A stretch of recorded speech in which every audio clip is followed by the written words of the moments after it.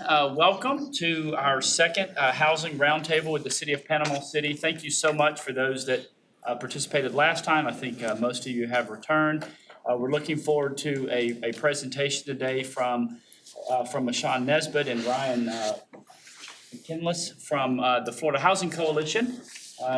They were present last time as an organization and heard from each and every one of us, and we're very much a part of the discussion. And they've spent the last couple of months doing some work and researching, and they've got a presentation for us today. So we're going to get right into it here shortly. I'm going to recognize the mayor and commissioners for any opening comments, and then we're going to quickly turn it over to them after just doing a quick round robin of just name and organization.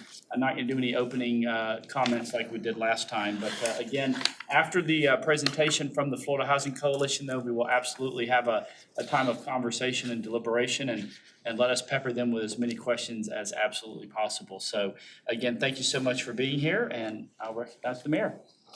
Thanks. I speak for the board when I say that stewarding tax dollars and providing housing and jobs is a task that we don't take lightly. We want to do it with great care and respect, and be methodical when we make those decisions. And I appreciate you all being here. Commissioner Hughes? Thank you all for being here. I'm a real estate broker, and so I get to see how housing impacts people's lives. And the biggest impact that I've ever found is in low to moderate income or affordable home housing, because it might be the first and only time somebody in that family's ever owned a house. And I've learned that they will fight harder to get to closing than anybody else will. And so I appreciate y'all participating, helping, giving us ideas, and even partnering with us where necessary. So I'm excited to learn some more. Thank you for being here. Mr. Lucas? Thank you. Good afternoon. Thanks for being here. This is an opportunity for us to really make some inroads in addressing the affordable housing crisis in our community. And I thank my colleagues, the mayor and commissioners and city management staff for providing this leadership role to bring us together so that we can look from a higher perspective and really move toward making some ground in how to address the issue here in the city of Panama City. We've all heard it said, it's a national crisis, that it is. It's a state crisis, of course it is, but it's our crisis here locally, and it's up to us in this room to find solutions. I thank the Florida Housing Coalition for coming here to help us to do just that. Commissioner Granger will be joining us later in the meeting. Commissioner Street? Yes, I think all of you that have worked in the nonprofit world for a long time, you know that collaboration is not always the easiest to accomplish when it takes a lot of effort and intentionality behind it. And so I appreciate all of you being here today as we continue to work on ultimately what is the long-term effects and how we create affordability in our communities. And you all have a different component of that, whether it be in very specific populations that you serve, or whether it be in providing a broad range of support to people that are in need. And we do have a large need. So thank you for taking the time out of your evening to be here, and I look forward to hearing the presentation. All right, we'll just, well, this is Mr. Zimmerman. He's our city attorney. So thank you for being here, sir. We'll just start right here and just again, name an organization. And I failed to give one of my caveats. The speakers in this room, the microphones are very sensitive. You may think you're whispering to your neighbor. I can assure you you're not whispering. We're not streaming this live, but we are recording it for the sake of loading it up to our social media and to our YouTube page for the city. So, right. Good afternoon. I'm Brooke Bullard, the Development Director for Anchorage Children's Home. Hey, good afternoon. Ron Sharp, CEO with Arc to the Bay. Adam Johnson with Bay County Builders. Casey Peters with Doorways of Northwest Florida. Tom Sims with First Star Construction, Affordable Housing. Melissa Sims, CEO of First Star Construction. Angela Clough, Habitat for Humanity. Steve Dick, Guild Mortgage. Kim Yates, Panama City Housing Authority. Donna Pilson, Reedville Bay County. FBP Florida. Phil Van Zandt with SBP. Ryan McKinless with the Florida Housing Coalition. Sean Nesbitt, Florida Housing Coalition. Sheila Ware, City of Panama City Housing and Community Services. Awesome. Well, thank you all again. And without further ado, Mr. Nesbitt, Mr. McKinless, all over to you. Wonderful. Sounds good. All right, Sean, we got a clicker here. I think Sean's gonna be kicking us off and then. And you said just about a 2.5-hour presentation, right? Close to that. 3 hours, okay, good. Well, good afternoon, everyone. It's good to see so many of you again for this second part of the workshop. For those of you who weren't here the first time, we're the Florida Housing Coalition, and we're happy to be your partner, your supporter in your efforts here locally. We've been working across the state for 40 years now, and primarily through the Catalyst program, which is funded by the legislature, through Florida Housing Finance Corporation, which is why we're here today, which gets us here today. Thank the Florida legislature for supporting this long-running program that really is about supporting local governments in implementing housing programs, utilizing the trust funds and other strategies to meet the local housing needs. So that's just a little bit about us. And we're just gonna talk really quickly about what we call a local policy toolkit. But really today is meant to generate more discussion in a follow-up to the discussion we had on January the 12th. And I just wanted to start off with some themes, and thank you, Commissioner Lucas, for your great summary. I thought I'd bring those points in. So from the last time that we got together and had this initial discussion, these are some of the things that came about from that discussion. So the group noticed that there were some shared constraints, limited resources, unstable funding, and there was a good group here the last time, a lot of service providers and those that work in the housing crisis response system. So all of you are here again today. The Housing Authority, Habitat. So we had a really good and really robust discussion, and these are some of the themes, and that was the first theme. I think it's important to note that the housing crisis is not just about the homeless, and of course, we have the vulnerable population, our seniors and those that have extremely low incomes. But just like other parts of the state, the housing crisis is touching a large swath of the population. So a lot of, the workforce, and I like to think broadly about the workforce.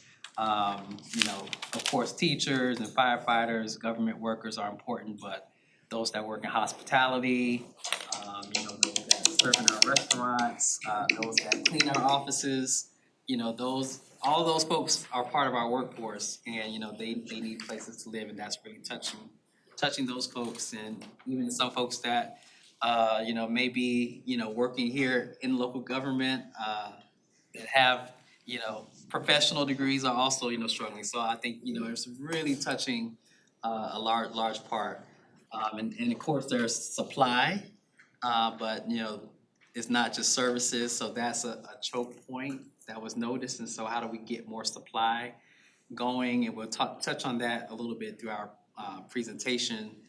And we talked a lot about some of the local solutions, zoning. Of course, that's a big topic, not just locally, but statewide, nationwide. Kind of how do we facilitate more development using our land development regulations?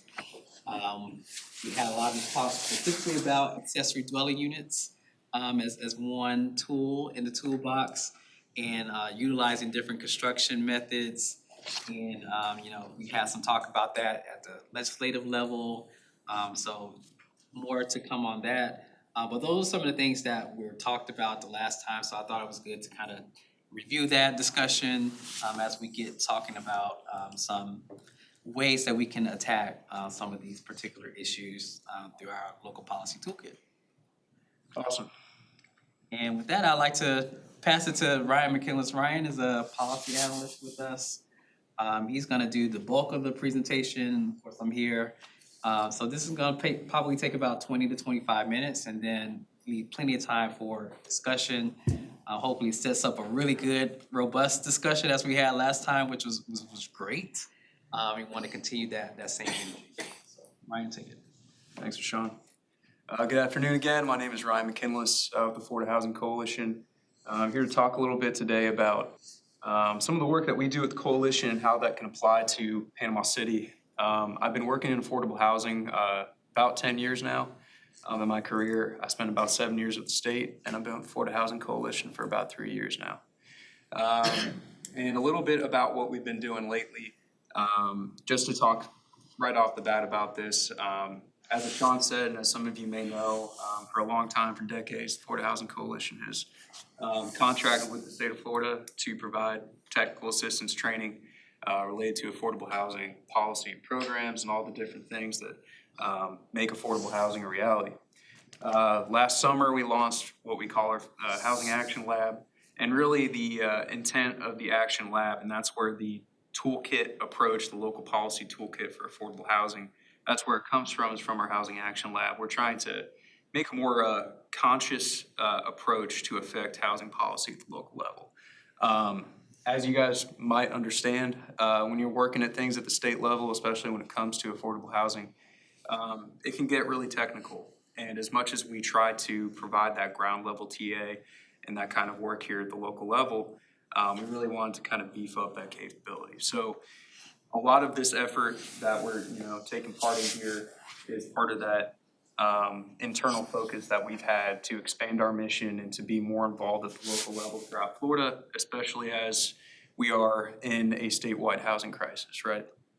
So that's just a little bit about the Action Lab, and we're gonna get into the toolkit. So from the jump, a lot of you guys might think that this is, a little pie in the sky, a little wonky, and it is to start. I know that you guys are ready to take action. I wasn't here for the January roundtable. I got the context from Sean and my colleagues. And I just want to start off by saying that I think that just the fact that you guys are having these roundtables right now says a lot. It says that you guys are moving in the right direction. And I'm excited to get started here. And Sean led off with kind of the problems that rose to the top during that first roundtable discussion. I'm going to go through the toolkit and what it is and what's made up within the toolkit, explain it, and then at the end we're going to apply it to the areas of opportunity that kind of came up, those pressure points that came up in the first roundtable. So the local housing toolkit, really we're just distilling what we've been doing already for a few decades now. Recently, in the past few years, we've been doing housing action plans throughout the state.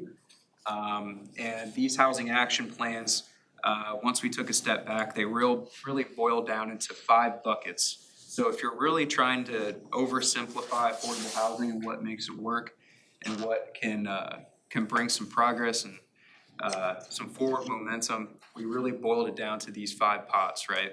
So you got funding, right? Obviously, sure, funding is an important part of the equation. And we're going to be getting into that. But we're not just talking about public dollars, right? We're talking about not just local dollars, but dollars from the state, dollars from the federal level. We're talking about philanthropy, major employers, really any dollar that could possibly be used for affordable housing and getting people to the table to find solutions through funding. Land use and zoning, like Sean touched on earlier, and like I'm sure you all have discussed here in the past, is a crucial component of making affordable housing work and really just adding housing stock for any community. Land use and zoning are going to be critical. So we're going to be getting into that. Public and private land. Land is incredibly important. Panama City has already done some great work with having an inventory of available public land that it can use for housing purposes. That's huge, but it goes beyond just public land, and it also goes into the technical aspect of, well, you have land, what the heck do you do with it? How do you make housing a reality, sticks and bricks in the ground when you just have land? And we're going to talk about how you get there in that regard. Strategic partnerships. This roundtable, a lot of the people that are in this room are a lot of the players that we want to see at the table, frankly. Having those strategic partnerships at the local level, nothing's going to happen if people aren't moving in the right direction. Because I feel like if anybody who's in this room, you care about housing. Otherwise, you wouldn't be here. But how we get to what works for Panama City, it requires buy-in, it requires consensus, and it requires a little creativity, frankly. So we're going to be getting into that too. And then community, right? Who are you serving? Who are the people that you're doing this for? obviously probably the most important part of this. So let's get into it, right? We're gonna be talking about funding, the first of those 5 buckets. So like I said, public funding is a huge part of it. Strategy number 1, and we always have this at the top, establishing and sustaining local housing trust funds. This is a best practice that we preach all throughout the state. We have examples coming up later on of creative approaches that different local governments have taken to establishing local housing trust funds. And I'll say from the jump that creating a local housing trust fund is no easy feat, right? Structuring it can be a little bit difficult, but we're gonna get into how different communities in the state have done it and how very doable it is. Tapping into every public funding opportunity. People might not realize the public dollars that are out there beyond what you might just think. We're not just talking about general revenue and things like that. We're gonna be getting into different funding opportunities, turning over every rock, so to say, so that there's not any money left on the table and we can be creative and find money that we didn't know was there. Targeting subsidies to where they're needed most. So using data, using information, talking to people in your community, who needs to be served the most in your community, and targeting the subsidies to the people who are most at need. Reducing costs through fee waivers and property tax relief. We'll be getting into some options there. Obviously, the context of those different approaches will vary based on your community. Bringing in private capital and community partners, which I touched on a little bit earlier. We're going to be talking about how different people throughout the state have gotten more tapped into private dollars for affordable housing. So let's talk about local housing trust funds. So from an academic sense, a local housing trust fund is you are establishing a dedicated funding stream that is for affordable housing. It's not for 10 different things, and affordable housing is one of those things, and you can pick and choose which one. No, an affordable housing trust fund is specifically for affordable housing. That is why it exists. And it also allows for local control over the incentive that you're providing. So in affordable housing, a lot of times you're dealing with state and federal resources, right? They have a lot of strings attached on who you can serve and how you can use it. The advantage, I think, of having a local housing trust fund, a distinct advantage, is that it gives local governments control over where that money is going and what type of housing it's building. So if you have a local affordable housing trust fund, you're gonna have policies in place that say, we wanna serve these people at these income levels. We want to build this type of housing. You can have those things ironed out in policy through an affordable housing trust fund that you establish at the local level. So another key aspect of local housing trust funds is that, like I said, there's the federal and state programs out there. Back to the vein of finding every dollar available. Local housing trust funds can provide critical gap financing support to make affordable housing a reality. My background, like I said, I spent 7 years at the state HFA for affordable housing, and at that level, dealing with the state sale program, the federal LIHTC program, that's housing tax credits. What a lot of those developers need to make affordable housing pencil out, right, and make it economically feasible is that you need gap financing. And I think that that's where local housing trust funds are also incredibly useful. So as you can see there, we have some examples of things that have been supported by local housing trust funds in the state, and we'll have some more examples of that coming up here on this next slide. So just real quick, a rundown of some examples in the some local governments who have affordable housing trust funds that have seen success with it, and the different funding or revenue streams they use to finance those local housing trust funds. So this is really just to demonstrate, and I'll make sure that this presentation is available for anybody who wants it. This is really just to demonstrate that you can be creative, that there are a lot of different ways you can go about establishing a local affordable housing trust fund. It doesn't have to be just general revenue. And I'll pause there. Yeah. Go back to the slide. So it's not a match like Orange County uses general revenue, so if you're wondering how that matches up. So there's just a list of funding sources. For example, Pinellas County uses the infrastructure surtax dollars. Miami-Dade uses a different type of surtax. So, but these are just some examples of funding sources in counties and cities around the state that are utilizing several of these sources to create a local housing trust fund. Thank you, Sean. I'm sure people would have done their homework and been very confused. Targeting subsidies to where they're needed most. So obviously, a big emphasis of what we're talking about today is that affordable housing resources are limited, right? So if you have a limited amount of resources, it makes sense logically to direct the existing resources that you have to where they're gonna make the most impact and where the need is the most urgent. So at a very high level, we recommend that local governments consider serving or prioritizing lower income households that's being at or below 60% AMI or area median income, or at or below 80% AMI or area median income, or households who are at risk of homelessness.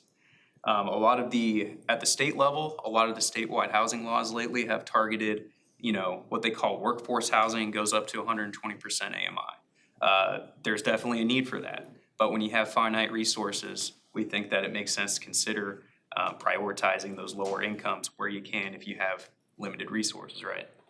Strive for permanent affordability. So permanent affordability is a topic on its own in affordable housing, but we're gonna be getting into community land trusts or CLTs in a little bit. Permanent affordability isn't limited to just CLTs or community land trusts, but it's probably the model of permanent affordability that people are the most familiar with. But permanent affordability is exactly what it sounds like. The housing is gonna be affordable permanently for the long term. In practice, this means 99 years. But what we're seeing now, Collier County is a good example that I'm gonna be getting into in a little bit. They have a land disposition program where they had public land, they had an agreement worked out, they had a policy in place, Collier County does, where they would go to an experienced affordable housing developer and they'd say, hey, we'll lease this land to you for $1 if you agree to providing affordable housing at or below 80% AMI for 99 years. When you're a local government and you have land, you have funding, you have those kinds of levers to make permanent affordability a reality. And CLTs are obviously a huge part of that, and we'll be getting into that later. Balancing supply side and demand side subsidies. What does supply and demand side subsidies mean? That's really referring to affordable housing funding sources like, housing tax credits and things like that, and versus like vouchers and, things like that. So that's the supply side and demand side subsidies distinction. Supporting a range of housing types. So we're referring there to, it's not just multifamily developments, right? It's duplexes, triplexes. I think that Panama City is already doing a pretty good job with that lately. We were just driving in and we saw, a cool looking triplex on our way in. We made a little bit of a note of that. But really being creative. Accessory dwelling units, things like that. Manufactured housing. So support a range of housing types, don't limit yourself. Prioritizing location for greater impact. So build housing where frankly it makes sense for housing to be built. Make sure it's located next to transportation, next to community-based resources, next to places where people want to live, and it gives them a good opportunity to have a good life. And we said before, leveraging public land and addressing rental needs directly. Some of this could get a little repetitive, so I apologize for that. Land use and zoning, modernizing zoning to expand housing opportunities. So this is really boils down all of our best practices at the coalition when we work with local governments. So like I was just saying before, legalize more homes, more shapes and sizes and more places. That's an oversimplification, but I think it makes a lot of sense. You hear a lot in affordable housing that there's not a silver bullet to affordable housing or fixing the affordable housing crisis. It requires throwing a lot of things at the wall. And one of those things is frankly having a variety of different housing types available for people. Unlocking density through regulatory reform. So obviously density, being able to build more units per acre goes a long way towards solving supply issues with housing stock in a local community. Aligning housing strategies with, skip one, number 3, reviving the starter home. That's something that's gotten a lot of play both federally and at the state level. Legislation to revive starter homes. So, smaller square footage, single family homes that are affordable for families starting out, working class people, right? Aligning strategies with smart, resilient planning. We're in the state of Florida. You all know just as well as I do that that's a reality of living here, that you have to plan to be resilient. in the face of natural disasters. Requiring affordable homes in exchange for increased allowances and incentives, so that's the deal making at the local level, working with developers, give and take to try to make more housing reality. Streamline permitting, obviously you wanna get things out there quicker, right? So that makes sense. And turning underused non-residential spaces into homes. So a little bit more about utilizing more homes, more shapes and sizes, and more places, right? So this is really encapsulating what I was talking about earlier. You see all the diverse types of housing that can be built. And in a lot of communities, a lot of what you see on this screen is not legally a reality. You can't build a lot of these housing types just about anywhere. So a lot of what we do in terms of land use and zoning is trying to work with local governments to allow more types of housing in more places. Unlocking density, so like I was just talking about before, adding flexibility for building and site requirements to make sure that you are building the most amount of housing that you can for a given deal. And of course, aligning with smart, resilient planning. So like I was talking about earlier, it's beyond just resilience to natural disasters, but infrastructure is crucial, right? And I think that that's an issue for any community who's looking to build affordable housing, is connection to infrastructure, like I said, access to amenities and lower flood risk. And obviously we're in Florida. You can't avoid building in some areas that have a little bit of risk. Almost any building you walk into in the state of Florida is going to have some risk for natural disasters, but you want to be as good as you can be to avoid risk-prone areas. So this is the fun one in my opinion. This is where I work the most, is putting land to work for affordable housing and land use practices. So we're going to be getting into this here a little bit. I promise I'll go a little quicker. I might have taken you seriously about the 2.5-hour presentation. So using public land for public good, this is something that Panama City is already active with. I think that you guys can take it definitely a few steps further at this point. You guys have already identified over 50 parcels of public land that could be used for affordable housing. That's a big deal, over 50 parcels, and they might be small parcels, they might be irregularly shaped, but if you have a public policy in place to filter that land and make sure that you're using the best land possible to build housing by making sure you have key factors, right? Making sure it has access to infrastructure, it's close to amenities, it's ready to be built. If you have those policies in place, you can use those smaller, irregularly shaped pieces of land for affordable single-family development. Now, any public land policy has to have a disposition policy. So earlier I talked about what Collier County does, right? That they have policies in place so that they got creative with it, right? They lease the land for $1 and they get permanent affordability and they have a great relationship with their developer.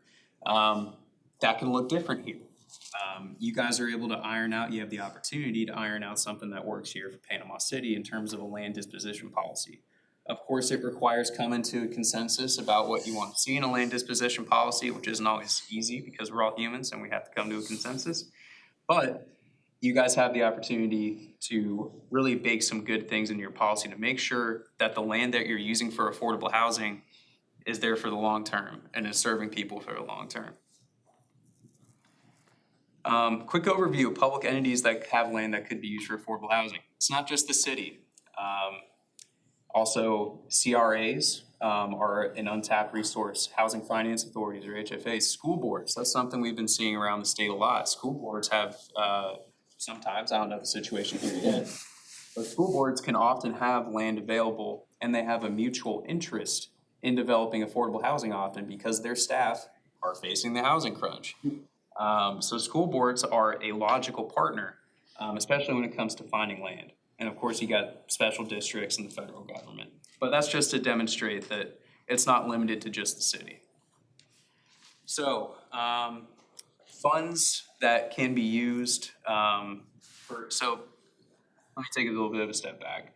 So you can use different public funding sources specifically for affordable housing in Florida from a legal perspective. And those three sources are general revenue, proceeds from the sales of public properties.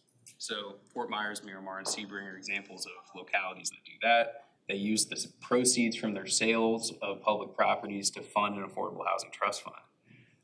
Local government infrastructure surtax dollars. That's a big one that we see, but that's at the county level typically where you have to make that a reality from a legal perspective. Collier and Pinellas counties are good examples of that. But that's just a few examples of how you can generate revenue for affordable housing. Partnering with CLTs. So I said CLTs or community land trusts are gonna come back up. CLTs are becoming more and more mainstream, both in Florida and around the country. A few years ago, probably not a lot of people have heard of CLTs. Today it's probably still the case, but more people know about it. CLTs are an interesting model. They maximize the use of public land. They preserve subsidies because they have resale restrictions involved, right? So you're preserving subsidy for the long term. You're making sure that it doesn't fade away or burn off. It's easy to track where the affordability is from a compliance standpoint. And it also takes some of the stewardship responsibilities off of the local government. Hopefully that comes up in conversation later, some opportunities around CLTs, and hopefully there's some interest there. This is near the end here, so building strong partnerships that deliver results. Like I said from the jump, I think you guys are already on a really good start to doing that and bringing key people from the community to the table to address the housing crisis. So these bullets here might seem obvious, right? But to get anything done, you're gonna have to have political support. You're gonna have to have buy-in. You're gonna have to build a local coalition. And having these, bringing community players to the table is what's really gonna unlock that. Also, the people that you bring to the table could bring resources, right? It's not just funding, it could be land. It could be a platform, raising public awareness. If you have people in your community or organizations in your community that have influence and they have a public profile, and they might be able to get things across the finish line or bring awareness to it, but they might not have, a direct contribution to the affordable housing effort, that's still very useful and very needed, I think, in building a coalition. Then of course, connecting to the people most in need. So the service providers, people who are working on the ground with the people who are dealing with housing insecurity in your community. And finally, this is the last one, putting people at the center of housing solutions. So listen to the people who are being affected by the housing crisis, talking to people, knowing what their issues are, backing the frontline organizations and supporting them in the work that they do. Making sure that you're following fair housing laws and having tenant protections in place to protect people. Promoting home ownership readiness and financial literacy, that's huge, right? Add a personal spin on this, I just got my first home. My wife and I just got our first home this year. I've worked in housing for 10 years. There was so much that I didn't know. I had no idea until I actually got in there and did it. And then tracking the results, right? What do politicians love when it comes to policies? They like to say, hey, a year later, hey, 2 years later, how's it working? Where are the numbers? What did you do with it? I did this thing. Where's the results? So tracking results, the data side of it is crucial, no matter what community you're in. People want to see results. Okay, that was a mouthful. I've been talking for a little while now. I hope that most of that didn't go over your head. We're finally at the end here where we're gonna apply what was in that housing toolkit to Panama City. So in the past week, some of my colleagues and I, we took a quick look under the hood to look at some quick opportunities, some areas for improvement potentially for the city of Panama City using this toolkit model. So talking about funding, right? I think the top of this list, and I'll keep hammering it home, it's not easy, but establishing a local housing trust fund really expands the opportunities for a local housing initiative in so many ways. Just in so many ways, because you can have so much flexibility in what you're funding and who you're serving. And if you set it up the right way It can be self-sustaining, it can be evergreen, right? It's revolving. You have money coming in, you got money going out. That's how a lot of the housing programs at the state level work, and they've worked that way for 40 years. Connecting housing to local philanthropy and major employers. We didn't see a lot of that involvement just in our cursory glance at what was going on in Panama City. I'm sure we missed stuff. This was just us last week taking a quick look on what we could online, what was publicly available. But I think it would be huge if Panama City were to get more, local business owners, people with some sway into the fold for affordable housing. Utilizing and coordinating with your CRA.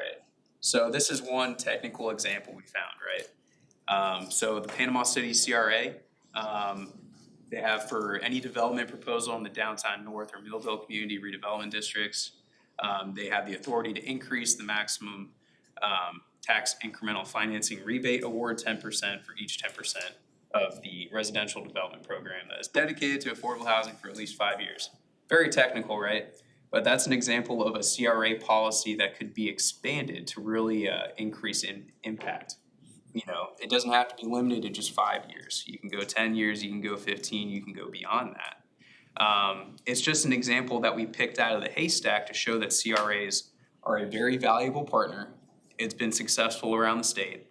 And that, looking at CRA policies and coordinating with the CRA can have an impact in terms of funding capability. And then tapping into available federal funding. I'm sure a lot of people in this room are familiar with community development block grants from the federal government. Using those dollars for affordable housing, you have the capability, CDBG can be used for affordable housing. In years past, it didn't look like a lot of it was directed for affordable housing, which makes sense. I mean, CDBG is supposed to be used for a lot of different stuff. But in the future, you can carve out some CDBG for affordable housing. Applying the local toolkit in terms of land use and zoning, some areas of opportunity. So I talked about state legislation a little bit earlier for starter homes. Part of this is factory-built housing. So House Bill 399 from this past legislative session that's just coming to a close right now would expand the allowance of factory-built housing. So updating the local code to be in line with that would immediately make it so factory-built housing could be built in more areas more easily. And I'll just tell you personally, I think that the capabilities around factory-built housing have gotten way better. 5 years ago, I was just telling Sean on the car ride here, when I was working for the state, I didn't dislike factory-built housing, but I didn't think it was something that, public subsidy should be invested in.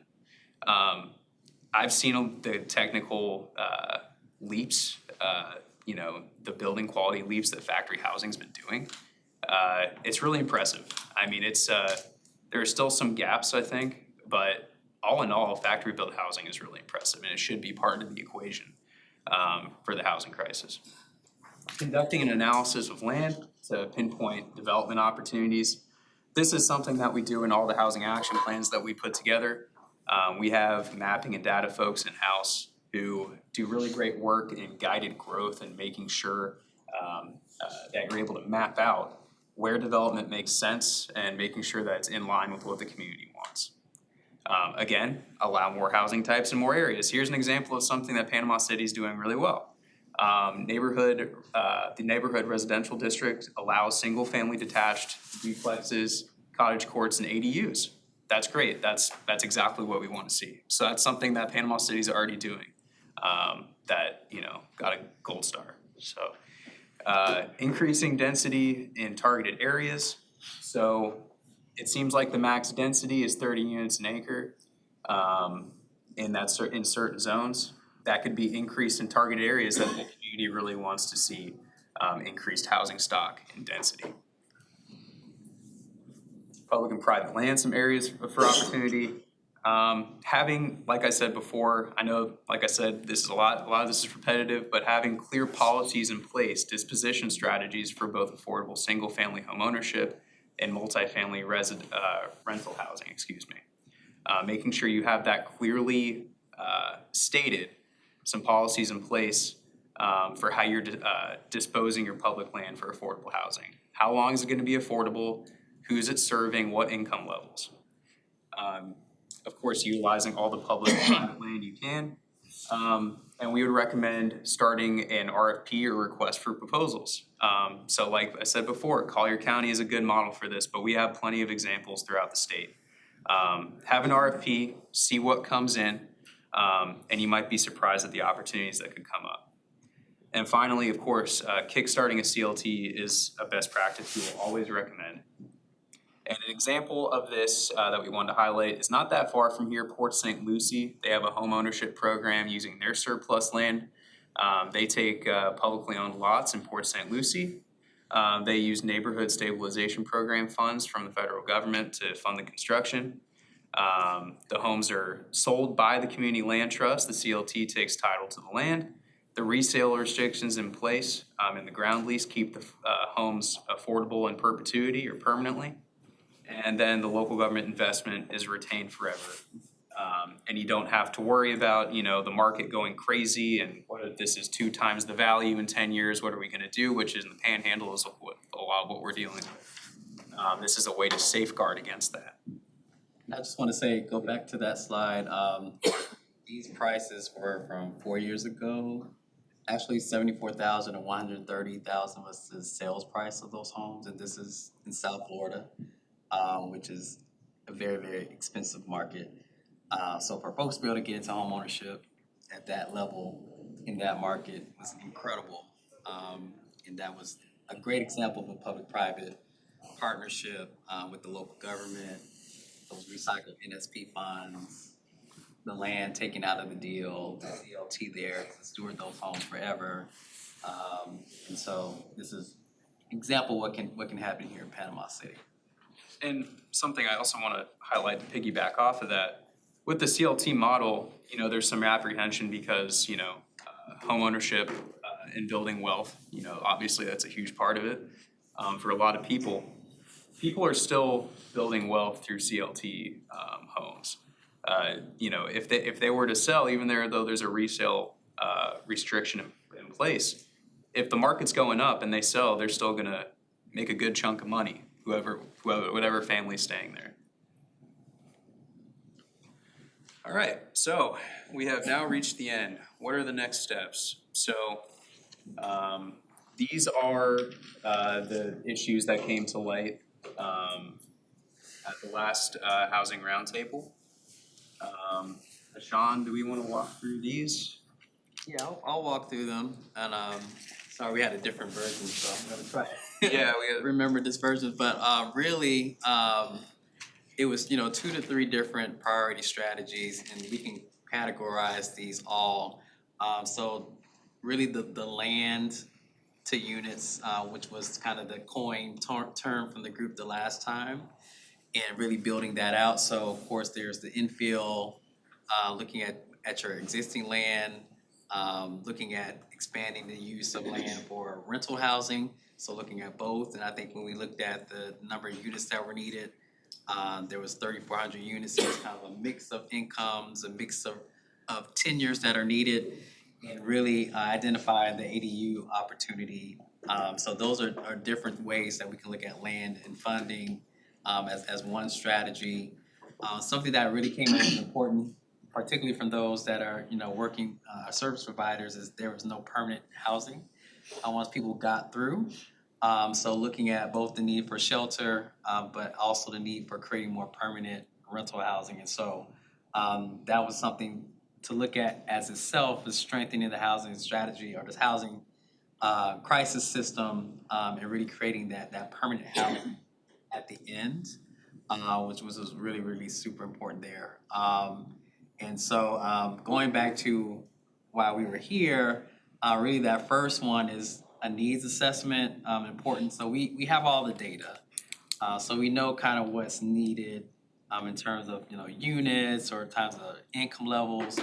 But I think there are some really specific market-specific things that don't always get captured in a typical needs assessment. Looking at some of the drivers of costs, at the local level specifically. Looking at kind of really at disaggregating the data in terms of particular income level or particular professions that are needing housing, looking at where you're going to grow, where you're trying to grow as a community, and how that tracks with your housing need. And so some of that stuff doesn't typically get captured if you're looking at a consolidated plan, or if you're looking at even some of the, our Home Matters report.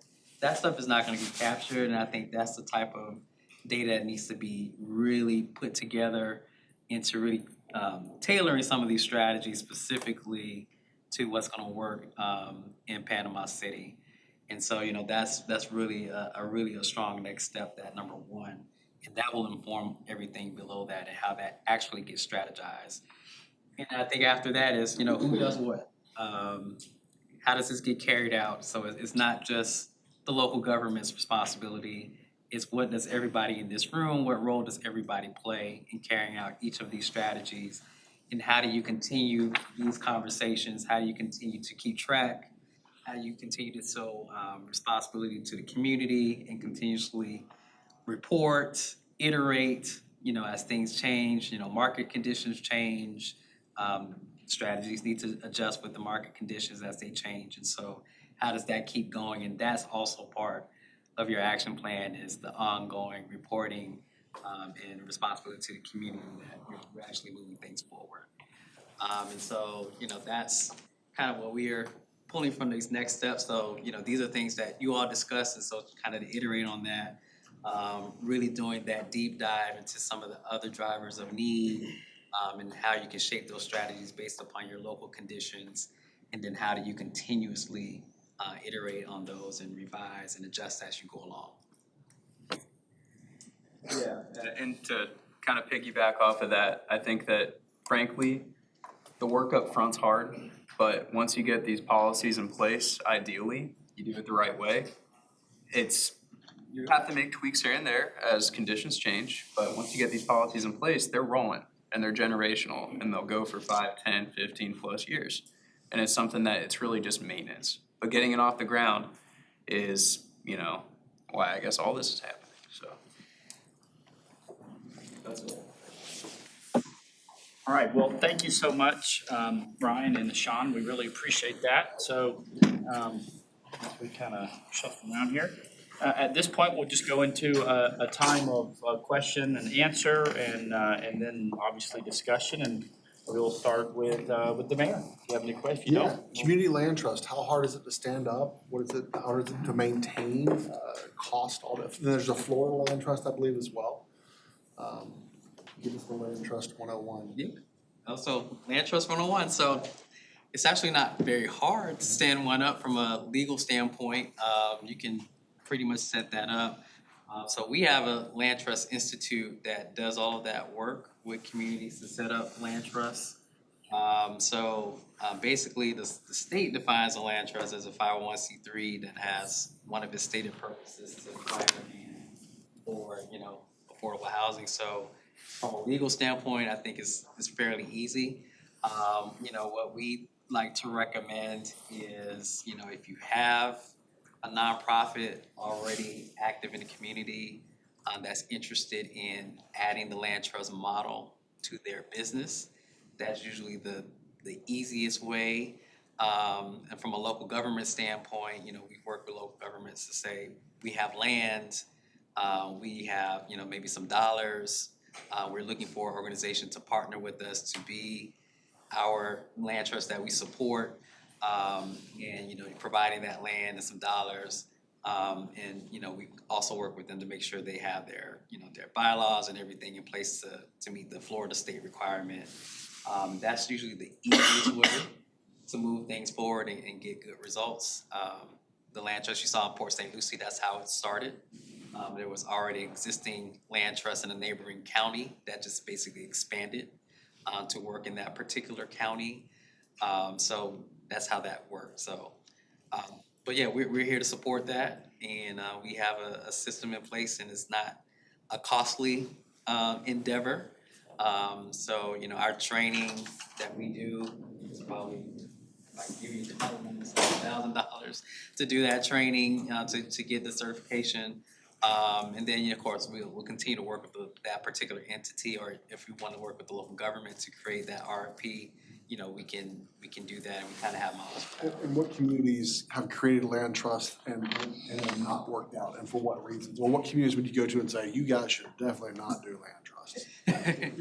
So I would never say you shouldn't do land trusts, but I mean, there are definitely some things that make land trusts more effective. And if there's a high cost market, for example, that's definitely gonna make a land trust more effective just from a, opportunity standpoint. It just makes more sense, in some places where the land costs are expensive and you're investing a lot. So, those are places where it tends to do better, or it tends to be much more well received. I would say some of the pitfalls, again, I mentioned, working with an established nonprofit. Just starting a new nonprofit generally is very difficult, in terms of, getting the board together. You have to fund operations for a certain amount of time until it gets on its feet. So unless you're ready to make that type of commitment, and some local governments have made that commitment and they funded operations for a certain period of time, as well as property and land. If you're not gonna make that type of commitment, then it's not gonna take off quite as fast, or it could, not take off at all.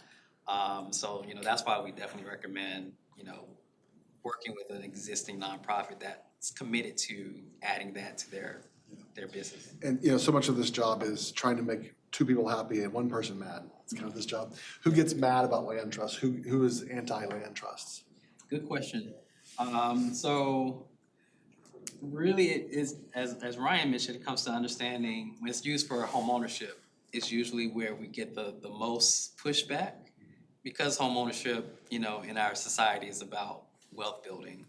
And even when public dollars go into home ownership, the idea is to create wealth for a particular household, as much wealth as possible. So really it's kind of understanding, that balance between the public investment and having affordability long-term versus the wealth for individual families. And that's usually where the disagreements happen in the conversation, as to, is wealth building more important than affordability? And so you have to try to find that balance. And so that's really what happens. Does the land trust own the dirt afterwards, all the time? Yes. So there's no taxes on it? So the taxes, now there's no taxes on the land. Right.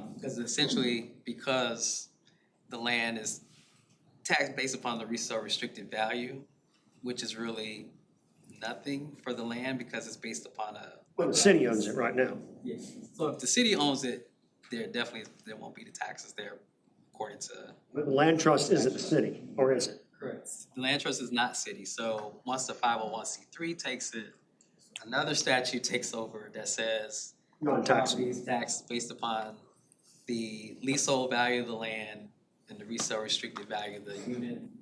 The leasehold value of the land is based upon the ground lease, which is usually a very small amount of money. So it basically is effectively, no taxable value of the land. If the city has a nonprofit, are they able to do the CLT? Yes. Okay. So the two things you can't control right now are taxes and insurance. And those are the two things, if we don't get insurance under control in Florida, our real estate market is gonna be over. But what you're saying is that the taxes are gonna be, we can control that. It's the insurance on the property, and because it's on the house, and because it's brand new, the insurance will beat out it'll be as less expensive as it can be. Okay. I'm open to exploring a community land trust. Port St. Joe is setting up one right now. I think that would be a good one for us to have a conversation with on how that's going.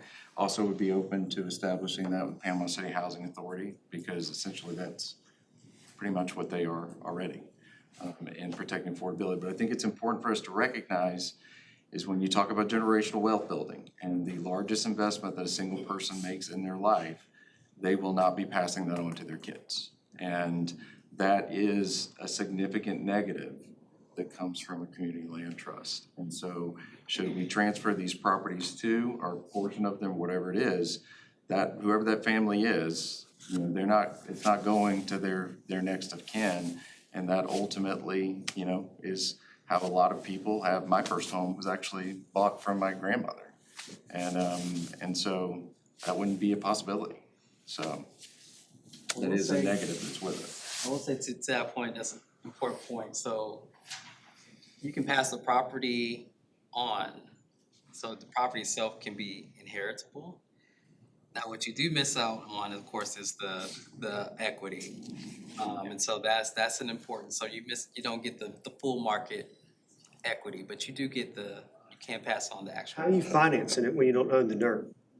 So it's financed through traditional financing, so, you know, most banks out there have a way to finance it, you know, with their traditional loans. Fannie Mae and Freddie Mac have made it very easy for banks to finance. But you have a house and a dirt. They're not. Take the dirt out of the They'll take equation. So the loan is on of course, is on the unit itself, and the 99-year. It's not as easy as work. It's very technical, but the 99-year lease is effective ownership from a legal perspective. And that's how I just want to be very clear with one thing. I am not in favor of the city establishing and running a community land trust. Partnerships, that is a completely different thing of somebody that already has experience in it. But for those reasons that are described, the complexities, those things like that, we're trying to simplify the aspect of getting to affordability, not make it more complex. Are land trusts typically single-family home type projects? No, so it could be rental. So a lot of land trusts also do operate in the rental space. Collier, Pinellas, have heard. Those are land trusts that are operating primarily in the rental development space. Is the product a single-family home? It could be whatever. So you could do a townhouse, you could do it. How about tiny homes? Have y'all worked on any of those? From a land trust perspective, or? I mean, have y'all, has that been something that's been used in your land trust? You've got all the other uses, but tiny home wasn't in there, I just noticed that. So Florida land trusts that I've seen in Florida haven't utilized it yet. But other organizations have utilized tiny homes. I know some are talking about it. Hasn't happened yet, but it is something that can be used. Commissioner Lucas? So I think the community land trust is a viable option for our community. I would like to see us do the RFP process rather than saying this nonprofit or that nonprofit already should be the one to have the contract, if you will. And insofar as the ownership and transferability, I think it gives us another option between just being a renter and being an outright homeowner of land and everything. And there are those folks who would be interested in that if they know upfront what the parameters are, you know, of getting this type of ownership. Because while generationally there are many families who do pass their properties on generation to generation, there are many folk, I guess by show of hands, how many of you are still connected to the first housing that you bought? 3, 4, in a room of, 40 people. So I think it's another option that we can consider, and for all of us around the table to be a part of making that move forward. I'll just say to your point, Commissioner Lucas, the other way you can look at it is alternative to renting. And what it has done in some places is giving folks a ladder up onto that full equity ladder and being able to utilize the equity that they have from their CLT home to purchase a fee simple home. And so we've seen that happen in a lot of other places. And that's just what I was gonna say, you know, you don't generate the equity that you do in a fee simple home, but oftentimes, especially with markets that are increasing in value, families or homeowners of CLT homes if they sell, even with the resale restrictions and resale formula, they do come out making a gain from that, and they use that as the ladder up to then purchase their next Is home. there a length of time, like 3 years, 5 years, 7 years, that you really need to hit in order to kind of see that come to be? I would say what we've seen just in like SHIP in general, most people stay in that 7 to 10 year range. And so it's around the same for CLT homeowners. 'Cause a lot of times they're also utilizing SHIP and other things. And so in that 10-year range, that's about time when people start thinking about selling. And they are able to utilize the equity, that they would not have had if they were renting, to move on to be simple in the market. So last time I checked, it was like 7.8 years on average is when somebody's moving. But I have a question. The cost to build is the cost to build. We can't change that. So how are you finding that component probably is the biggest hurdle since we've got all this land we're putting in there? And there's builders in the room, and I'd like for them to chime in on, are there less expensive ways to put the product together, one of which is factory built, or stick built as well? When you're talking South Florida, that's cinder block, tile roofs. I mean, they've got rules down there that we don't even live by, or product down there that we don't have. And how do you find cheaper in that, or is that a problem? I'll say what the CLTs and those that work in South Florida, what they have been doing is just simply building smaller units, building more units on a particular lot. So, within that 2,000 square foot envelope that they would have been 1 unit, they're making 2 units. And so that's how they're bringing down the cost down and being able to still get at an affordable price point. I personally like to see us not even be involved in housing above 200,000. And just, hey, builders, you guys can figure it out, how to deliver a thing, then we'll be happy to be That doesn't involved. exist around here, man. I know you're tied up on that, but I promise you can't build a property around, it'd be 200 square feet. I mean, There are people that are building in that price range, Robbie. I got a solution for you. Yeah. Okay. There are people, I know they're not living in the cove. No, I mean, But there are people that are building. I'm building a mill and it's hard to get done. And I think that if we would turn loose of some of the properties with the specific understanding of, we're not giving this over to go build a $300,000 house. We're not giving this over to go build, XYZ. It's gonna be a price point that the average person in our city can afford, and that's under 200,000. Why we're involved in anything else, I don't know. Because the AMI for Florida and the infill program here in 2023 went up to $300,000 that y'all executed. So we need to change that, is what I'm saying. Well, there are extenuating circumstances depending upon the size of the family. So if you've got a mother, father, and 6 kids, then but you popped up like, yeah. So when we talk about affordability, it takes into place, I think, I don't want to say what you're saying, but what I'm hearing is you don't want to put the value at such that it becomes profitable using, what I'm trying to say is, if we say 200,000 or lower, then that definitely is affordable housing, according to the general knowledge. However, would there be an instance where a family needs a $250,000 in this market because of their size? And so the formula would address that. I'm sorry. The challenge that I see with the formalization of it is we gravitate to, if we have a boutique of options and there's 15 options, we're not able to simply execute something simple. And so what I'm really saying, yes, on the affordability side, but I am saying less flexibility on the other side, because it allows you to focus in delivering a product that there is the highest demand for.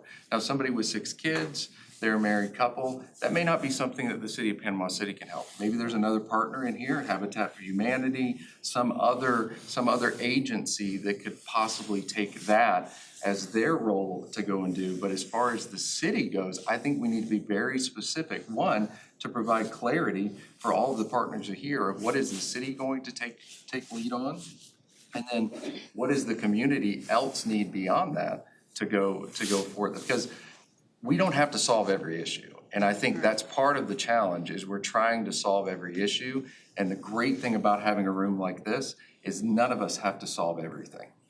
And so I think the reason I wanted us all here and that, you know, that we're here is to say, what's the need, who best, how best? And that's where we are. I think right now, How about building? Angela is the only one that's building a house under 200,000 at the table. Is there anybody else that's building a house for under $200,000? Okay, you guys are? Yep. Okay, so we got 2 at the table, and then we got some out in the audience, and so we can do it. So that's what what are I you building? 3-bedroom, 2-bath, 1,200 square foot. Where? Is it made out of wood? Is it stick built or is it, It's a slab, on-grade construction, just like a regular house. Last 6 months completed one at 711 West 10th Court, 713th West 10th Court. Currently, I've got one at 802 West 7th Court, 1216 Benita Avenue. They're not even probably hit the market because they're already sold before they even get there. Well, the 2 that I built, yeah, are sold, yeah. Okay, so on mine, mine. What's your name, sir? I'll go ahead and give you this here. I didn't mean to jump in front of anybody, but here you go, Miss Janice. Thank you, sir. Okay. My name's James McConnell. I own full-time building and roofing. I know you guys, most people know me from storage buildings. I do a lot of those, and but what a lot of people don't know is that after Hurricane Michael, I started building affordable housing.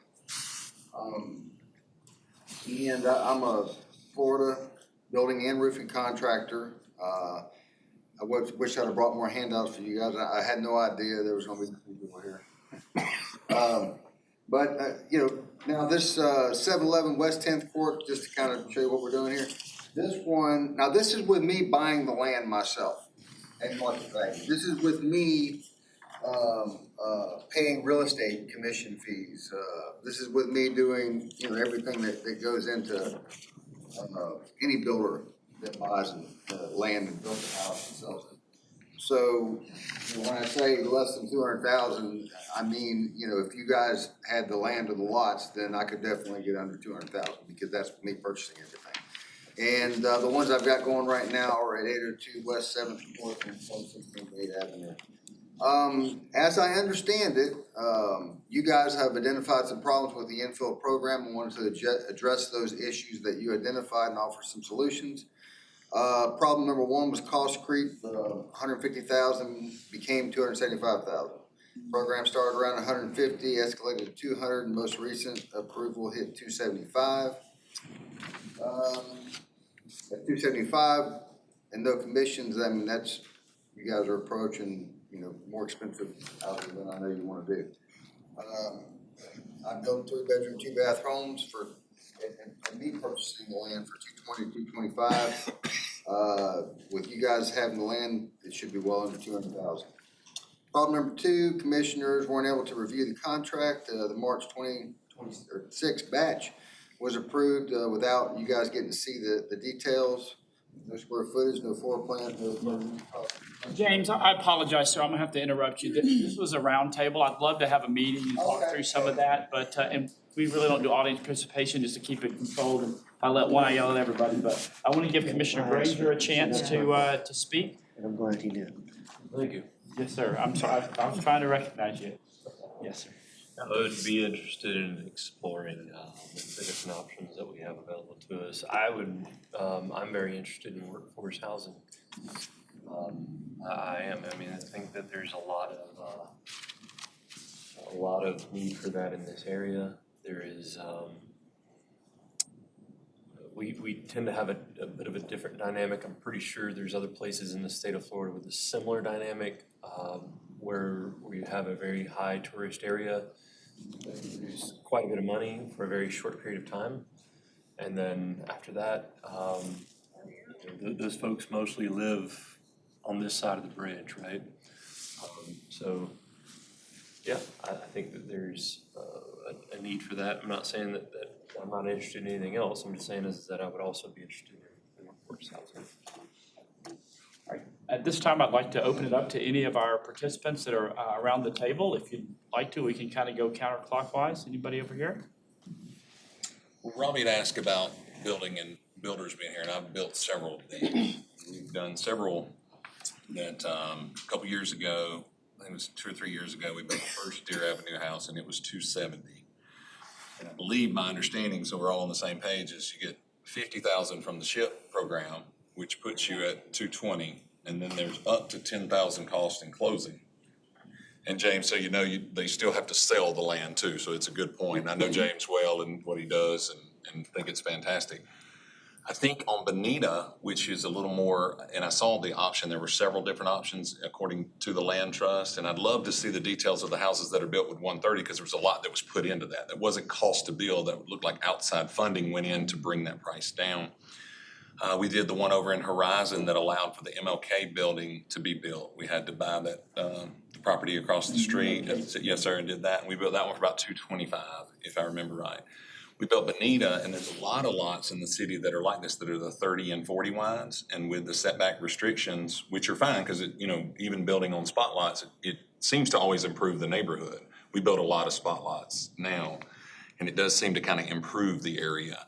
What is a spot lot for those that might not know? If there's an existing neighborhood, existing street structure, infrastructure that's there, and there's a vacant lot there, then we call that like spot lotting, because everything's already there. And I know a lot of the land trust is where they'll go buy the property and then put it into the trust. And the city is unique that it has so much property at really good prices too. But a lot of what we ran into early was the width and the setbacks. But we built one at Bonita, to your point, Commissioner Street, that was, do you remember the selling price on that house? She's a wonderful lady. I've been by there 2 or 3 times. It was under 200. Yeah, oh, yeah, I want to say That was maybe one, around so 180. to your, and it was neat because it was a split level house. And so it had the first floor and then the bedrooms were upstairs, so it ended up being a 3-2. And worked out great. It was handicap accessible for her too, the customer needed that. And so there was a handicap accessible downstairs. I think we built that for like $189 with the land. And we maximize because she received some insurance proceeds, so we take everything into account.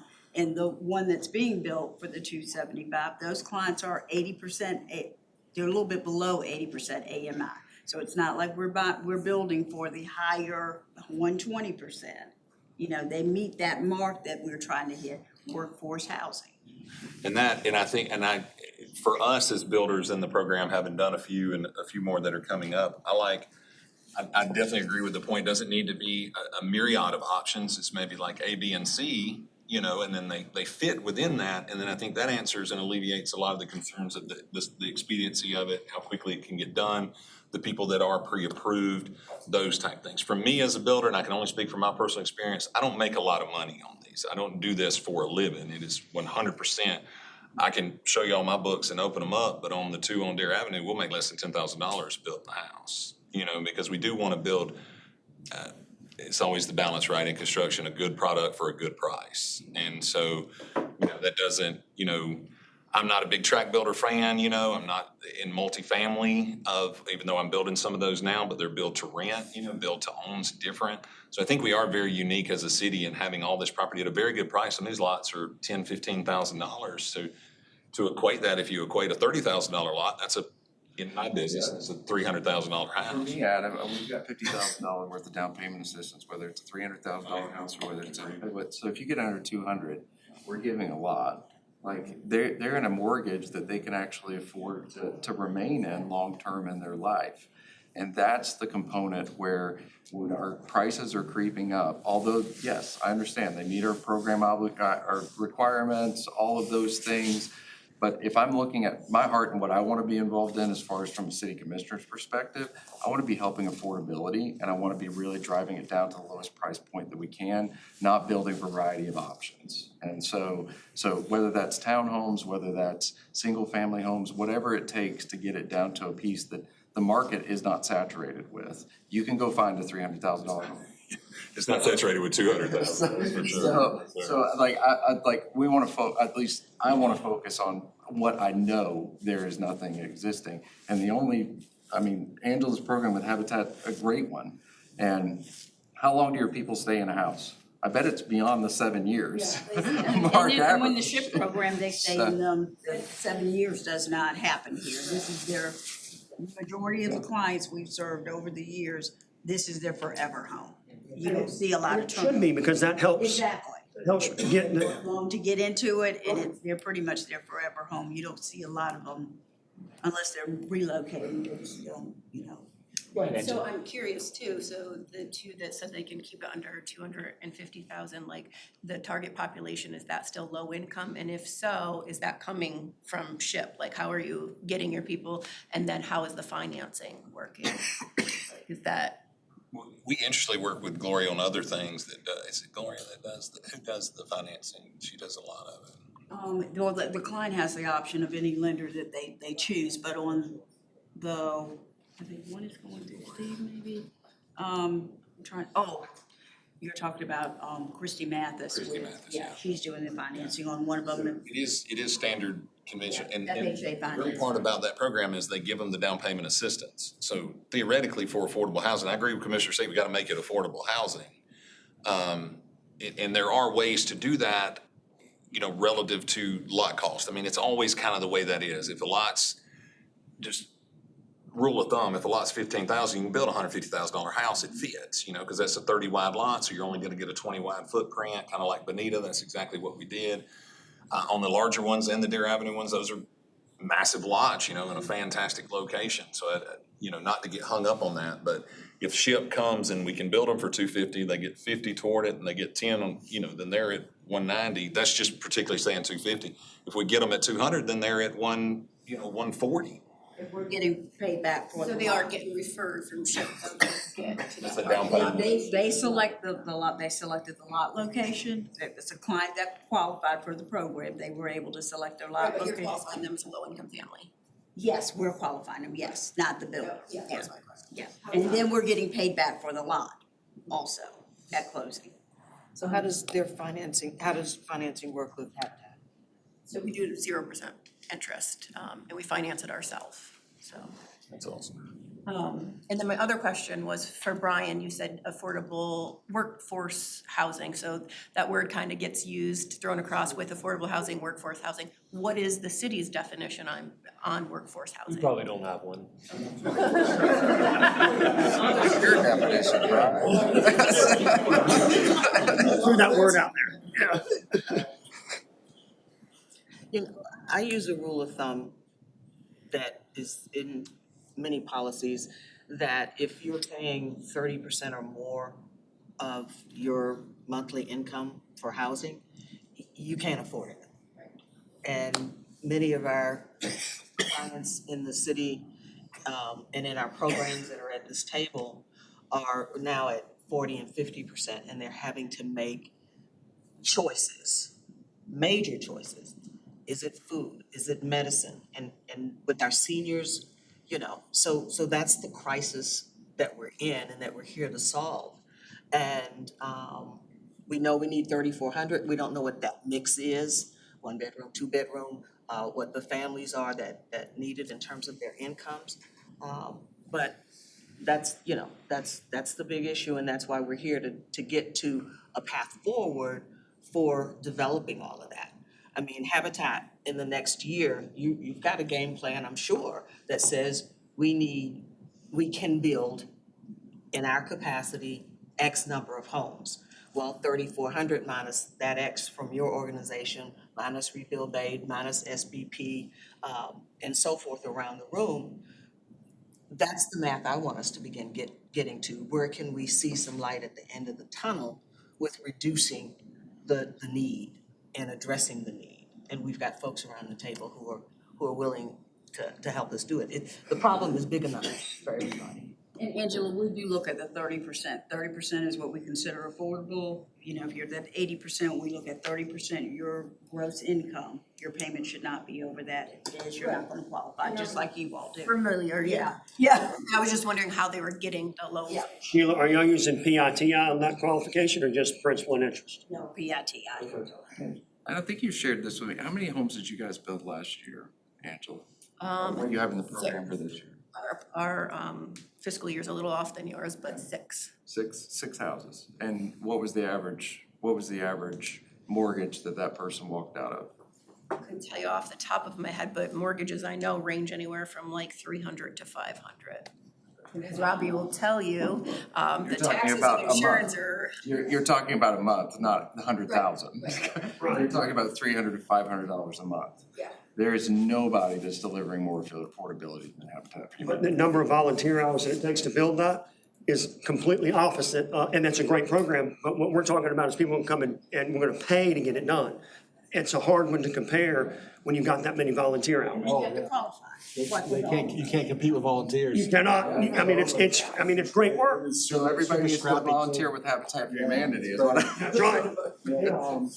I think the whole thing is there's room for everybody. You know, you have a product that fits certain criteria in a certain group of individuals, you know, with their maximum income. And other agencies have programs that, you know, can may possibly go a little higher. Everybody's not gonna fit the Habitat mold. We're not gonna help with emergency housing. Right, and everybody's not gonna fit the SHIP mold. You could be workforce, but your income is over the 80%, which is what we're serving now, between 30 and 80%. And you could be at the 120, 140. Florida Housing will allow you to go up to 140. We chose not to serve that. When I first started here, we did not go over 80%. If your income was over that, we did not assist you. So with the Hurricane Michael money, we got into the 120 because you had to open it up and because, you know, there were higher incomes coming in. But we are back to the below 80% or below. So my first house was just over 1,000 square feet, no garage, vinyl siding, vinyl windows. My neighbor had 6 kids. They had bunk beds built into one room. They sleep 4 deep to a room. And that was the neighborhood. We were super proud of it. And I want to see us build more starter homes like that. And our yard, I was super pumped. I had this nice yard. Very quickly, I learned you had to water it. And you had to mow it and edge it and fertilize it. And there's a cost to that. And I don't want to, what I don't want to see us do is build an undue burden on someone who's trying to make it, go, congratulations, you have a big yard, now they have to mow. I would love to see us focus on very small, you know, it was laminate countertops. It was builder grade, everything. And that's what I'd like to see us focus on. That and even potentially even townhouse products where you can further drive down the cost for starter homes. We have a lot of properties, and I worry that a land trust is going to confuse a buyer who is buying their first home. That's something they're like, what is a down payment? And they've never done these systems before, and it confuses them further and potentially slows us down. I'd love to see us move. I'd love to see this board push to welcome and encourage this group and others to bring proposals to us. We have a lot of lots and we can take action on them. And we have bigger lots that we could subdivide, but what I get a discussion coming on that. So. Well, what I don't want us to do is build big homes with big lots. And Habitat does have an advantage with volunteerism and some used products. And so there's a lot of the scrappiness in this group, and I want to see, we need to harness the power of the scrappiness of this group. I would say the same thing goes to Art, Anchorage. Like, you guys are all helping vulnerable populations in the full continuum of care that exists inside of the city. And part of the advantage in getting to proposals, like maybe you need a lot, maybe you need a house. I mean, we've got a crazy amount of inventory, and I do think what, Adam, your point was, we know a small lot size that works. Why don't we subdivide all of our lots to that lot size so that 50 inventory is now 150? We gotta change the code first. That's what we gotta do first.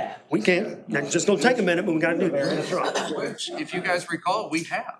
We went down to a 4,000 square foot single family home lot. You can only subdivide it once to 2 lots, and then you can't subdivide it anymore. And that's the part that we have to change. Yes. I think we should change it. I think we should be able to split it. If you can meet the minimum lot size in the city of Panama City with your lot, you should be able to build a single family home by right. If it's platted before 86, you can, if it's smaller than that, you can still use it. If you're creating that, you have to follow the new frontage or square footage. I think what we ought to do is make both of those so you can subdivide the plat one, because that one is not allowed, and now you can get 2 lots out of that as well. So. You're asking the right question. Holly? I mean, I agree with that. I mean, I think I think looking at the smaller lot sizes and the starter houses, I think that sounds good. I would be interested to know, what does the data say? What does the Panama City community say about the smaller lot size and the smaller houses? I think maybe a couple of years ago, we had some issues with some smaller houses that were being built. And so, well, I don't have an issue with it because I think a house is better than no house or the woods, and we see that population. But have we asked the question, is this what our community wants? No, they want 4,000 square foot houses for free. Yeah, what was the issue with? So what's the middle, right? What's the middle of that? What was the issue with Yeah, small? some outliers. So I have a 1,200 square foot building that I'm turning into micro apartments that are 250 square feet with mattress storage above the bathrooms. Because if you want to rent some for $500 a month, $300 a month, you're gonna have to make some real choices. Tiny home. Yeah, it really is. I totally agree with you. And we tried, after Hurricane Michael, we tried to put different types of options out there. And we tried with the 2-bedroom, 1-bath, and the community went ballistic. And so I think that we need to make sure that we don't lose the community voice, and maybe there's some middle ground there. Because we're talking about things that I think have been tried and have been rejected. So what's the middle ground? And I think we need to make sure that we don't lose that. Tom, I think. his product, I want him. Donna, to your point, absolutely. I was there when we had that discussion. I walked through those houses. I think, yes, there is an element of this. We have to bring the community along with us. And I think that's what you're hearing from this board is if we're gonna solve affordability, if we all want to just be priced out of the communities that we live and just have a bunch of Airbnbs in every neighborhood that we want to live in, then sure, guys, like let's just leave it at 4,000 square foot homes and let's do that. But if we want to be serious about affordability in our community, that means smaller lots and smaller houses. That is how you deliver that. If you can somehow get donated materials and donated labor, sure, you can build a larger one. If we can incentivize something else, sure, you might be able to get a larger one. But you can go pick any D.R. Horton neighborhood you want to, and you can go afford to get a $280,000 to a $320,000 home. If we're gonna be involved in something, it's not gonna be in building another D.R. Horton neighborhood. It's gonna be involved in creating affordability and solving the issue that I think we're all passionate about. Well, and every consumer in any instance will always want more. If it can be a 32-ounce drink, I want a 40-ounce. And so it's not just housing, it's any consumer. I'm the same way. I'm always looking to get the most bang for the buck. And a new product is jarring to people, right? You look at the little Fiat cars, the little tiny little smart cars. People, I would never drive that tiny car. Yes, but somebody will. Somebody will who's trying to get there, And they're probably going to work, and they're probably supporting a family. And I think we should be excited about that. And to your point about the things we can control to make it affordable, the lot cost, the fees that we charge, and the setback requirements and or the lot size. Outside of that, we can't control the cost of building.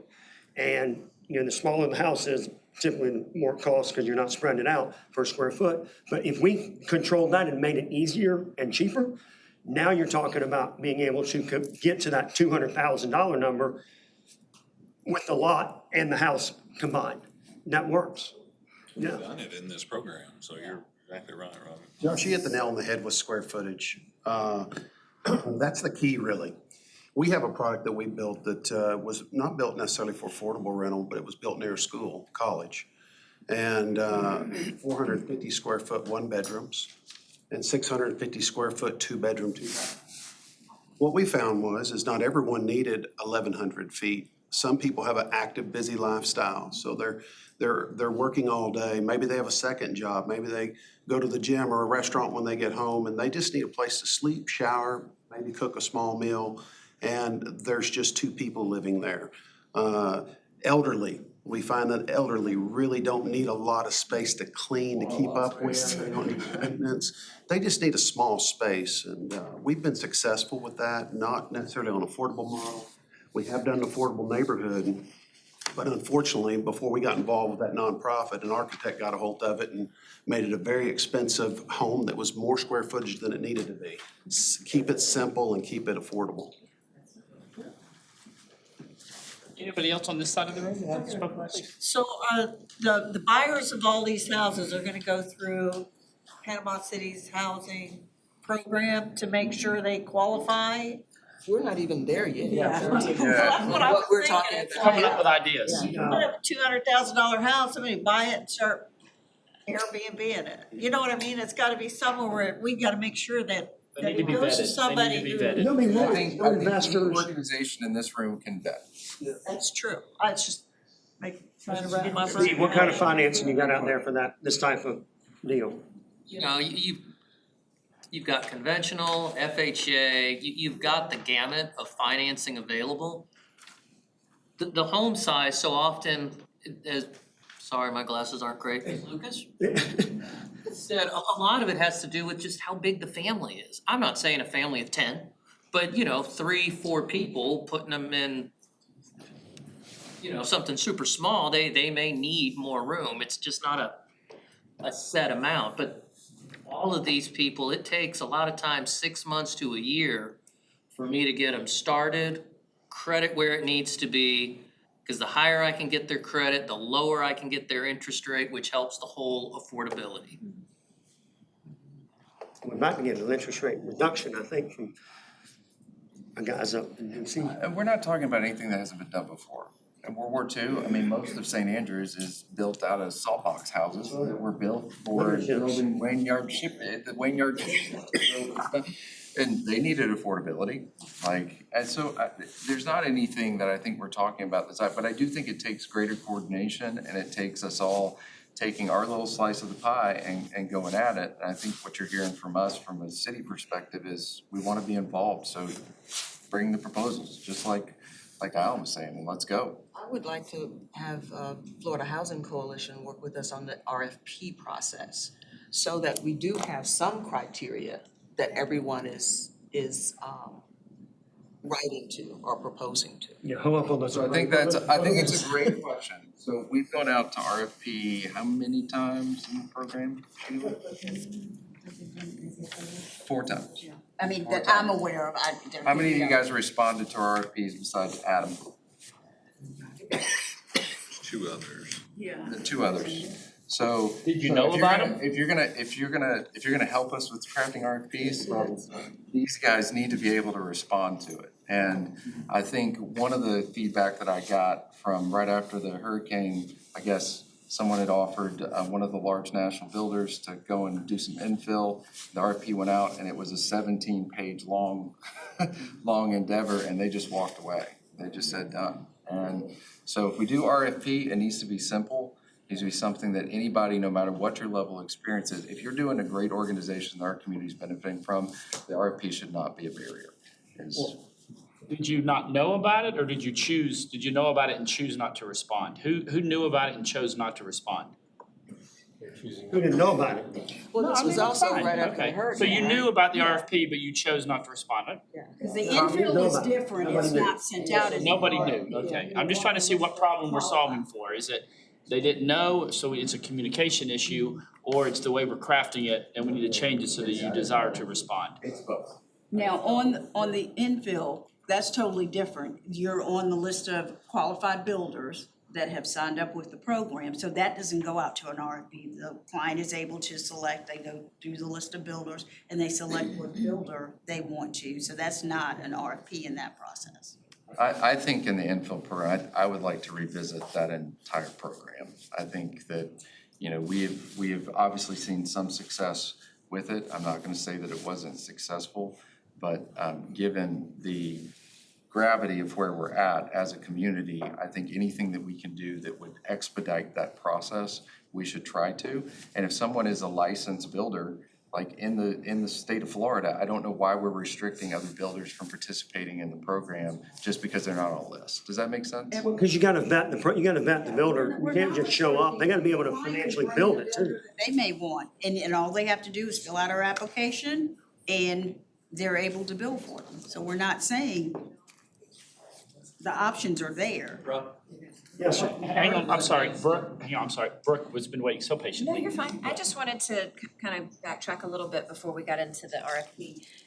The value in the partnerships with, I can speak for Anchorage Children's Home, is we work with these families for long periods of time in our homeless youth that are transitioning out of our program. So we can do a lot of the work with finding or working together for affordable housing for our clients. And that is the biggest challenge that we have, is our street outreach program working with homeless families or at-risk homeless families, and our transitional living youth that are transitioning out after we've had them for almost 2 years, and then they can't afford once they leave us. So those partnerships are huge for us because we don't want to set them up for failure once they leave us. So the partnership that we could develop ongoing with this project is just, it would be huge for us and the clients we serve, and would be a success for everybody involved, for our community as a whole. My confusion is, how do you craft an RFP that takes into account what Anchorage does, what Habitat does, what Bay Builders does, you see what, it's just another. What you were saying earlier, there's some parameters. For instance, if we're gonna say we're looking for builders to do a specific model, 2 or 3 choices, and this is what it takes, then we put it out there. That's one program. We look to what's been done in other communities and see how they've done it. I mean, which one, I guess it's called, you called that name several times. They pay $1 and then there's some parameters that they have to. That's hurricane too. Correct. I mean, we know of offhand upwards of 20 to 30 different localities in the state that have done exactly what you guys are looking to do over the past 5 years. And, you know, I wanted to sit back. I think Sean's been in the same boat, because you guys have been doing exactly what this roundtable is supposed to be. It looks like you guys are drilling down to what you want to do. I just want to reiterate that Panama City is in such a good position to act. A lot of what the communities we work with, similarly positioned communities in coastal areas, do not have the buildable land that y'all have that's ready to roll. You know, you got to get there as far as developing a process, but you guys are so well positioned to make an impact pretty quickly. So I just wanted to reiterate that. You guys are in a great position. What's the foreclosure rate on these? Because home ownership is going up every year, every day. But the income may not be going up to service the debt. So is there a foreclosure rate that y'all paid attention to, or how does that work when they don't own the dirt? Who's getting the house, and how does that work?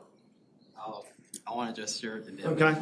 I would say to the different types of housing types. So a lot of that comes to looking at the land that's available, what's appropriate for which type, and you can do multiple rounds of land coming out to meet. So, you know, if you have particular parts of land that's good for smaller units, or it's already zoned or can be rezoned, We have a kind of work that process and then put that land out specifically for, we want permanent supportive housing on this particular lot. And you can kind of carve that out from, say, your other lots that might go out for home ownership, or, so you can structure it that way, still keeping it simple. But, you know, Our making 7 sure. units are very simple. They're 1,000 square feet, 2-bedroom, 2-bath. It's on our land. We're on Lisenby. We built it 2 years ago, and it serves the purpose of, you know, 2 young people, age 16 to 21, homeless, and it's very modest. Is that the one the city that we partnered with you Yes. on? Okay. Provided some funding towards the construction of it. Christian, I would have to see it. I mean, I think I've been through a lot of RFPs, and I really what I hope, and I think this is the room, just trying to capture the creative capital that exists in problem solving. And so if there's a way to do an RFP when somebody can bring us something that's maybe completely random, I'm not even thinking about, I would love that to be a part of the process, rather than creating this rigid parameter that's with it. Other than like, hey, sure, we want to make sure we're in this amount price point. How you get there, whether you're going and sawmilling the trees up in Canada and trucking down the wood, and you're using volunteers to do it all the way around, it doesn't matter to me. I just want to make sure we can deliver on. But everybody else is using the income formula correct? They're using the same AMI formula, and it's how many people in the house, or what's the total income in the house, or is it one person? And we don't need to reinvent that wheel to try to bring the price down. That's already in place, and that would allow that to go higher or lower. That's not but if we put a limit on it, we're not really using the program. I think there's one other piece that I did want you guys to address. One of the things that we found in incomes that are below, 80% is credit's bad, takes a long time to get a mortgage. They can't really get a mortgage, and so they kind of sit on the shelf with us for years, and then after they get their credit up, they kind of go and buy a car, and now they're back in the bottom of it. So I don't know that an income cap is the way to address this. We need to, if you have 100% of the AMI, I'm fine with you purchasing an affordable house if that means that we can get affordability going in our community rather than waiting for us to, change an entire generation of credit, if that makes sense. So I began to say, I began to say earlier, are we asking the right question? If we know we've got 3,400, and what's a realistic time frame that we can turn that around? We, not just the city, but we, all of us who have a vested interest in it. There are more teens who need homes. There are more people in Ron's programs and all around the table, and that is growing, right? So we've got a resource, but we're just part of it. And we can begin to help. So that RFP may be one part of the problem. It may address one part of the problem, but there's still other needs that this table has come together to find a way to resolve. I'm hearing from the mayor the interest in neighborhoods and building neighborhoods. So I see a role that we would play where we have lots available, that we would convene those neighbors, because some of them may want to buy that lot, but get that input all around the community where we own property. Maybe it's one big meeting, come have a voice in what's being said, and that's a leadership role that we can bring, and then make some decisions that help all around the community to increase housing. There's been, I think it's Orange County that's got a goal, there's Fort Lauderdale, that county, Brevard County, they've set a goal over the next X number of years, we can address our housing problem. And I think we're well positioned with already owning much land to take that kind of an approach. And it's not gonna be just a one and done kind of thing, because it's a growing problem. My worry is we have so many different properties, so many different types of properties that can be used so many different ways, that if we don't ask and encourage this group to bring us their ideas with unsolicited offers very obviously an infill lot can only really be a single family home if it's of a certain size. But we have so many different things that if we worry about, if we try to create a cathedral RFP about every single lot, it will be 3 years in the making and it won't fit every situation. And these lots will still be empty. But it's already planned. We have zoning already in place with the allowable uses in place, so we don't have to change that. But what restrictions we put on it, remember, if you put a restriction on something, it changes the value because it changes your ability to use how you might want to use it. So you do that up front so that the people understand what it is. The builder understands what they can't build. Right? So how do And you, that's what we do. how do you address us with your toolkit in this particular issue? That we can say in the next year, we can identify and move forward and begin to address it. I don't want us to get the paralysis of analysis, and I think that's what your concern is. So when we put out the RFP, we need to put out a list of all the properties that we're willing to work with you folks on, and we need to label them individually. So that way, one of you may decide, hey, I want to talk about this one specific parcel, and another one may not even be looking at that one. And so we may get a bunch of responses, multi-responses on different properties, and really the only issue there is working through each one of them. But then when we have a conflict of, hey, one group wants to do this specific parcel and yet another group wants to do this specific parcel, then we would have to work through that. Let's say we've got 20 spot lots that we know only such properties, certain properties can be built on those.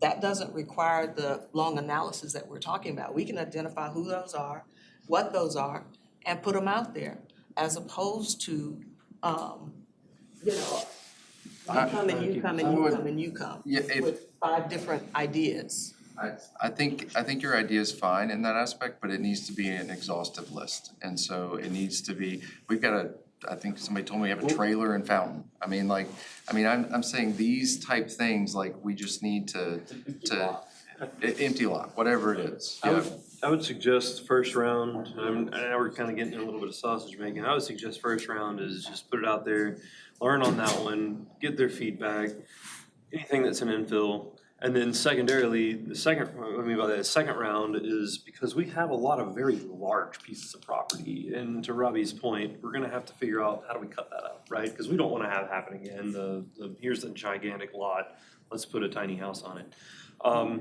Right, so I think staff's gonna have some time, we're gonna have to change some rules to address the larger lots. But the small ones, that could. We don't have a system in place. Hey, let's have these people show us something. We don't need a system, we just need an RFP. We need a dissolution I tried to bring policy. one and we That's couldn't one of even the- put framework in place. We will be stuck right here if we don't create some rules. Don't sell to an investor. Make it be 2-bedroom, 2-bath. Set some parameters. Now they know what they're coming with and we know what to expect. And if we don't have those, we're gonna talk like this. We gotta put some of those. About the I completely agree with fundamentals. Commissioner Hughes. I completely agree with Commissioner Hughes. I just want to say that you can have a tiered approach. It doesn't have to be one size fits all, and it doesn't have to be overcomplicated either. Say if you have a bunch of lots that are congruent and they are combined, maybe for those lots, if you want to, if it's what people want, if it's what we all want, and you go out and talk to people and you look at the data and there's a need for it, you can, depending on where it is, if you have lots that amount to something big enough, you can have a multifamily rental property that you make sure you have rules in place like Collier County did, that's affordable for the long term. You can do that on the side, you have a tiered approach, and then also you can have single family home ownership opportunities where you have the 30 some odd, 40 some odd individual lots, infill lots, spot lots. You do that as its own separate thing. You know, like it's not to overcomplicate it. I agree that a lot of times you can overcomplicate these processes, but you can do both, is what I'm trying to say. Jonathan, if the board said we want to be moving forward with real conversations in 30 days, what path would you want to take and how would we get there? I would probably set up a virtual workshop with the elected body and probably ask Sean and Brian to be a part of it to kind of help set some of these parameters, because I think Commissioner Hughes had a good point about, what exactly are we looking to do, and Brian agreed with that point. So I'd say kind of find some specific, parameters of what we're wanting to build, the smaller to medium-sized homes, and then overlap that with the lots that we think will work, and then probably go to RFP on that particular. We don't have to go for all 50 right out of the gate. If that's our goal, I do sense that we will not be successful. The journey of 1,000 miles begins with just one step. So maybe we identify the first 10 to 15 lots and try to get to success with them versus trying to look at the whole 50, zero in. Well, the only question I have is why would we sit on 40 lots if there was an option? Because some of the lots I don't think make sense for affordable housing. I mean, if the one's like 30 acres, we've got some that are on the water.